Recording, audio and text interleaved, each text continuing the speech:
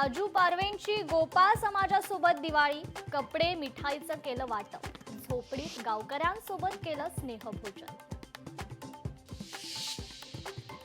काळाराम मंदिरात भाविकांची मोठी गर्दी, पाडव्याच्या निमित्तानं भाविकांची मोठी गर्दी. काळाराम मंदिरातही विविध फुलांची आरास.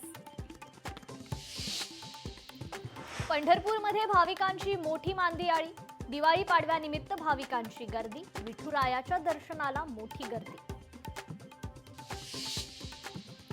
ग्रामपंचायतीचा खर्च जगाला आता कळणार, ग्रामपंचायतीची वेबसाईट होणार विकसित, 31 डिसेंबर पर्यंत चालणार अभियान. दिवाळी पाडव्यानिमित्त अनेक मंदिरात गर्दी, श्रीमंत दगडूशेठ मंदिरात विद्युत रोषणाई, मंदिर परिसरात सुद्धा फुलांची आरास.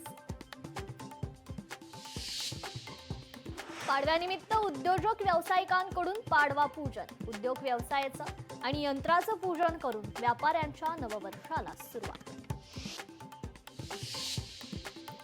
हळदीला 17,800 प्रति क्विंटल दर, सांगलीत हळदीचे सौदे पार पडले. मुंबईत यंदा फटाक्यांची विक्रमी विक्री, 4 दिवसात फोडले 8,000 कोटींचे फटाके. फटाक्यांमुळे मुंबईतील प्रदूषण अत्यंत घातक पातळीवर.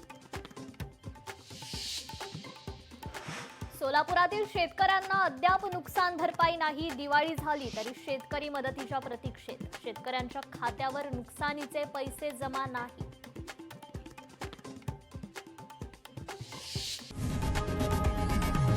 लोकशाही मराठी ऐका, पहा, जागरूक रहा.